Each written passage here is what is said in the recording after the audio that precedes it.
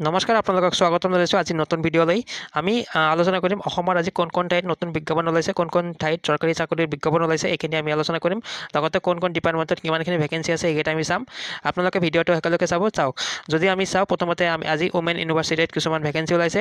বড়োলেণ্ড ইউনিভাৰ্চিটিত কিছুমান টিচাৰৰ প্ৰয়োজন হৈছে GMCHত কিছুমান নাৰ্ছৰ প্ৰয়োজন হৈছে লগতে হাইকোৰ্ট অৰ্থাৎ গুৱাহাটী হাইকোৰ্টত আজি কিছুমান বিজ্ঞাপন প্ৰকাশ কৰিছে মানে কিছুমান ভেকেঞ্চিৰ বিজ্ঞাপন প্ৰকাশ কৰিছে আপোনালোকে যদি ইয়াৰ যিটো কোৱালিফিকেশ্যন আছে এইখিনি যদি আপোনালোকে ফুলফিল কৰে তেনেহ'লে নিশ্চয়কৈ আপোনালোকে এপ্লাই কৰিব লগতে এইবিলাক ভেকেঞ্চি কথা বহুতে গম নাপায় সৰু সুৰা ভেকেঞ্চি থাকে কম পদৰ সংখ্যা থাকে গতিকে বহুতে এপ্লাই নকৰে কিন্তু এইবিলাকত বহুত কেণ্ডিডেটৰ সংখ্যা কম হয় তাৰ কাৰণে ইয়াতে চাকৰি পোৱাৰ এটা সুযোগ আহি পৰে তো আমি চাওঁ প্ৰথমতে কি আহে প্ৰথমতে আমি যদি চাওঁ গুৱাহাটী হাইকোৰ্টৰ যিটো এডভাৰটাইজমেণ্ট এইটো আজি প্ৰকাশ কৰিছে 11টা পোষ্ট আছে ইয়াতে আপোনালোকে অনলাইন এপ্লাই কৰিব পাৰিব 27 আগষ্টৰ পৰা 14 আগষ্টৰ ভিতৰত আপোনালোকে এপ্লাই কৰিব তো লগতে ইয়াতে দিছে vacant post in connection with the direct recruitment of grade 1 or Assam judicial service grade 1 of Assam judicial ছাৰ্ভিচৰ ইয়াতে পোষ্টৰ কথা কৈছে আপোনালোকে ডিটেইলছ যিটো ইয়াৰ এডভাৰটাইজমেণ্টখিনি আছে এইটো আপোনালোকে এই আমাৰ গুৱাহাটী হাইকোৰ্টৰ অফিচিয়েল ৱেবছাইটত পাই যাব এতিয়ালৈকে ফুল ৱেবছাইটটো অহা নাই যিহেতু আজি অকল পাব্লিছ কৰিছে আজি অকল ইয়াতে শ্বৰ্ট এডভাৰটাইজমেণ্ট ন'টিছে দিছে তো ডিটেইলছখিনি অতি সোনকালে গুৱাহাটী ৱেবছাইটত আপলোড হ'ব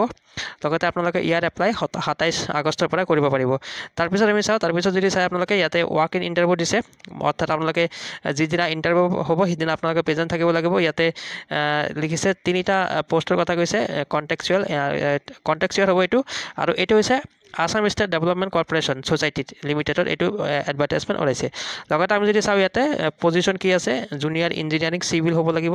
কোৱালিফিকেশ্যন আপোনালোকৰ ডিপ্ল'মা ইন চিভিল ইঞ্জিনিয়াৰিং হ'ব লাগিব লগতে আপোনালোকৰ 21 মিনিমাম এজ হ'ব লাগিব আৰু মেক্সিমাম 40 ইয়াৰ্ছ হ'ব লাগিব আৰু মান্থলি যিটো চেলাৰী থাকিব আপোনালোকৰ এইটো 23,000 থাকিব ঠিক আছে তো লগতে ইয়াৰ যিটো এপ্লাই ডেট আছে আপোনালোকে এপ্লাই ডেট মানে আপোনালোকে ডাইৰেক্ট ইণ্টাৰভিউ ফেচ কৰিব লাগিব date of and time interview 10 September 2025 তাৰিখ ৰাতিপুৱা 11 বজাৰ পৰা এইটো ইণ্টাৰভিউটো আপোনালোকৰ হ'ব ঠিক আছে আৰু তাৰ আগতে আপোনালোকে এটা বায়'ডাটা ফিল আপ কৰি আপোনালোকে ছাবমিট কৰিব লাগিব আৰু এই বায়'ডাটাটো আপোনালোকে 5 ছেপ্টেম্বৰৰ আগতে ছাবমিট কৰিব লাগিব এইখিনি পঢ়িব ভালদৰে ষ্টেণ্ডাৰ্ড এপ্লিকেশ্যন ফৰ্ম এটা ল'ব লগতে সকলোখিনি ডকুমেণ্ট আপোনালোকে জেৰেক্স কৰি চেল্ফ এটেষ্টেড কৰি দিব লগতে 5 ছেপ্টেম্বৰত আগতে আপোনালোকে এইটো যিটো আছে the managing director ASDC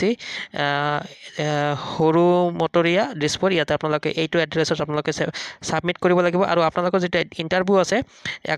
10 September যিটো ইণ্টাৰভিউ হ'ব এইটো আপোনালোকৰ ইণ্টাৰভিউ ভেনুটো আছে office of the managing director Assam state development corporation for schedule caste limited সৰু মটৰীয়া দিছপুৰ এইটো ভেনুত আপোনালোকৰ ইণ্টাৰভিউ হ'ব ঠিক আছে তো দুটা এডভাৰটাইজমেণ্টৰ কথা ক'লোঁ তাৰপাছত আমি চাওঁ এডভাৰটাইজমেণ্ট 3 নম্বৰ এডভাৰটাইজমেণ্টৰ কথা যিটো আছে eligible candidate are invited to attend walk in interview to fill the following contextual staff under hospital management society for the various ward ICU department GMCH অর্থাৎ GMCH যেটো ভ্যাকেন্সি লৈছে নাৰ্ছৰ 15টা পোষ্ট আছে ইয়াতে আৰু ইয়াতে যদি আপোনালোকে চাই আপোনালোকৰ কোৱালিফিকেশ্যন কি বিচাৰিছে আপোনালোকৰ কোৱালিফিকেশ্যন BSc নাৰ্ছিং হ'লে এপ্লাই কৰিব পাৰিব নতুবা আপোনালোকৰ কোৱালিফাই হ'ব লাগিব ডিপ্ল'মা ইন জেনেৰেল নাৰ্ছ ঠিক আছে মিডৱাইফছ আৰু আপোনালোকৰ 1 ইয়াৰ এক্সপিৰিয়েঞ্চ থাকিব লাগিব ঠিক আছে তো আৰু আপোনালোকৰ ইণ্টাৰভিউ কেতিয়া হ'ব আপোনালোকৰ ইণ্টাৰভিউ হ'ব 26/8/2025 তাৰিখত অৰ্থাৎ 26 আগষ্টত ৰাতিপুৱা 10 বজাৰ পৰা ইণ্টাৰভিউ হ'ব আৰু যিটো ইণ্টাৰভিউ ভেনু আছে the conference hall office of the principal cum chief superintendent GMCH ইয়াতে আপোনালোকৰ ইণ্টাৰভিউ হ'ব 26/8/2025 তাৰিখত আৰু the candidate must be carried their original document at the time of interview and to be produce one set of xerox copy in the board আৰু আপোনালোকৰ যিমান document আছে demand এডুকেশ্যনৰ qualification document আছে সেইবিলাক লৈ যাব আপোনালোকে লগতে এটা কৰি জেৰেক্স কৰি লৈ যাব লগতে অৰিজিনেলখিনি লৈ যাব দিছে যিহেতু একেলগে ডকুমেণ্ট ভেৰিফিকেশ্যনখিনি হ'ব তাৰপিছত আমি চাওঁ বড়োলেণ্ড ইউনিভাৰ্চিটিত যি ভেকেঞ্চি ওলাইছে এইটো 18 তাৰিখৰ এডভাৰটাইজমেণ্ট হয় এইটো 18 তাৰিখৰ এডভাৰটাইজমেণ্ট এইটো প্ৰকাশ কৰিছিলে আপোনালোকৰ যিটো বড়োলেণ্ড ইউনিভাৰ্চিটিৰ যিটো টিচাৰৰ প্ৰয়োজন হৈছে এইটো এটা ৱাক এণ্ড ইণ্টাৰভিউৰ জৰিয়তে ইয়াতে চিলেকশ্যন আপোনালোকৰ যিটো ইয়াতে ইণ্টাৰভিউ হ'ব এইটো 22 তাৰিখত হ'ব অৰ্থাৎ 22 আগষ্ট 2025 তাৰিখত হ'ব আমি যদি চাওঁ এইটো advertisement walk in interview for the following temporary post of engagement as full time guest faculty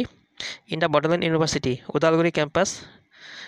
কেম্পাছত Bodoland University যি ওদালগুৰি কেম্পাছ আছে ওদালগুৰি তাতে আপোনালোকৰ ইণ্টাৰভিউখিনি হ'ব 22 আগষ্ট 2025 তাৰিখত the application should reach along with all academic testimonials in the administrative building Bodoland University আৰু আপোনালোকৰ interview ভেন্যুটো হ'ব administrative building Bodoland university ৰাতিপুৱা 10:30 বজাৰ পৰা ঠিক আছে আৰু আমি যদি ভেকেঞ্চিখিনি চাওঁ পোষ্টখিনি চাওঁ বড়ো ডিপাৰ্টমেণ্টত আছে বড়ো ডিপাৰ্টমেণ্টৰ 3টা পোষ্ট আছে এডুকেশ্যন ডিপাৰ্টমেণ্টৰ 3টা পোষ্ট আছে লগতে পলিটিকেল সায়েন্সৰ 3টা পোষ্ট আছে তো ইয়াতে 25,000 কে স্যালাৰি দিয়া হ'ব লগতে এডুকেশ্যন কোৱালিফিকেশ্যন দি আছে এখানে মাষ্টাৰ ডিগ্ৰী থাকিব লাগিব ৰিলেভেণ্ট সাবজেক্টত উইথ 55% মাৰ্কছ থাকিব লাগিব লগতে আপোনালোকে স্লেট নহলে আপোনালোকে নেট ক্লিয়াৰ হ'ব লাগিব ঠিক আছে তো এইখিনি আছিল বড়োলেণ্ড ইউনিভাৰ্চিটিৰ আমি খুব কম সময় লৈছোঁ আপোনালোকক বুজাই দিয়াৰ কাৰণে তো এইটো ইণ্টাৰভিউ আপোনালোকৰ 22 তাৰিখত হ'ব আৰু আপোনালোকে এই ভেকেঞ্চিখিনি চাই ল'ব তো গতিকে যদি আপোনালোকে ইয়াৰ কোৱালিফিকেশ্যন ফুলফিল কৰে নিশ্চয়কৈ যাব ইয়াতে ভাল এটা অপৰচুনিটি আহিছে এতিয়া আহিছে আমি আসাম ওমেন ইউনিভাৰ্চিটি আৰু আসাম ওমেন ইউনিভাৰ্চিটি যেটো আছে আপোনালোকে যদি চাই ভালকে আৰু এই ওমেন ইউনিভাৰ্চিটিৰ যেটো এপ্লিকেশ্যন আছে এটো আপোনালোকৰ 14/9 অৰ্থাৎ 14 ছেপ্টেম্বৰৰ আগতে এটো সাবমিট কৰিব লাগিব ইয়াতে 8টা ভেকেন্সি আছে ইয়াতে কোন কেটা সাবজেক্টৰ ভেকেন্সি আছে আমি চাম লগতে আপোনালোকে এপ্লিকেশ্যন ফৰ্মটো এটো ওয়েবসাইটত সাবমিট কৰিব অফিস অফ দা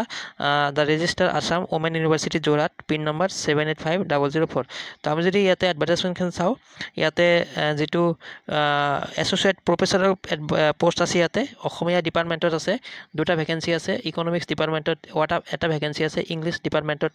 এটা ভেকেন্সি আছে মাস কমিউনিকেশ্যন এণ্ড জাৰ্নালিজমত এটা ভেকেন্সি আছে পলিটিকেল সায়েন্সত দুটা ভেকেন্সি আছে লগতে সোশিয়োলজিত এটা ভেকেন্সি আছে আৰু এটো আপোনালোকে এপ্লাই কৰাৰ কাৰণে আপোনালোকৰ 2500 টকাৰ এটা ড্ৰাফট সাবমিট দিব লাগিব আৰু আপোনালোকে যেটো ড্ৰাফট কাটিব এটো ৰেজিষ্টাৰ আসাম ওমেন্স ইউনিভাৰ্চিটি এইটো নম্বৰত বা আইএফসি নম্বৰ ইয়াতে দিয়া আছে একাউণ্ট নম্বৰ দিয়া আছে আইএফসি নম্বৰ দিয়া আছে ষ্টেট বেংক অফ ইণ্ডিয়া এটো আপোনালোকে এবাৰ ভালকে চাই ল'ব এডভাৰটাইজমেন্টখন আৰু আপোনালোকে যদি এডভাৰটাইজমেন্টখন চোৱাৰ কাৰণে আপোনালোকে যেটো আসাম ইউনিভাৰ্চিটিৰ অফিচিয়েল ওয়েবসাইট আছে তাতে আপোনালোকে ভিজিট কৰিব আৰু মই ইয়াতে অকল থুলমূলকৈ কৈ দিছো আপোনালোকক টোটাল 8টা ভেকেন্সি আছে ইয়াতে আৰু আপোনালোকৰ যি এলিজিবিলিটি ক্ৰাইটেৰিয়া আছে ইয়াতে as per UGC regulations on minimum qualification যি থাকে আপোনালোকৰ এইখিনি আপোনালোকে এবাৰ চাই ল'ব আৰু আপোনালোকে এপ্লিকেশ্যন কৰাৰ সময়ত কি ডকুমেন্ট আপোনালোকে দিব লাগিব ইয়াতে প্ৰথমত আছে duly filled in application form in original which is to be downloaded from the university website আপোনালোকে এপ্লিকেশ্যন ফৰ্মখন ইউনিভাৰ্চিটিৰ যেটো ওয়েবসাইট আছে আসাম ইউনিভাৰ্চিটিৰ ওয়েবসাইট তাৰ পৰা আপোনালোকে ডাউনলোড কৰি ল'ব প্ৰথমতে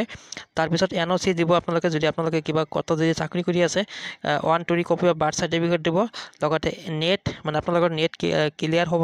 নেট পাছ কৰা থাকিব লাগিব আপোনালোকৰ তাৰ পিছত একাডেমিক যি সাৰ্টিফিকেট ডিগ্ৰী সাৰ্টিফিকেট আছে এইখিনি আপোনালোকে দিব লাগিব তো এইখিনি লগতে আপোনালোকৰ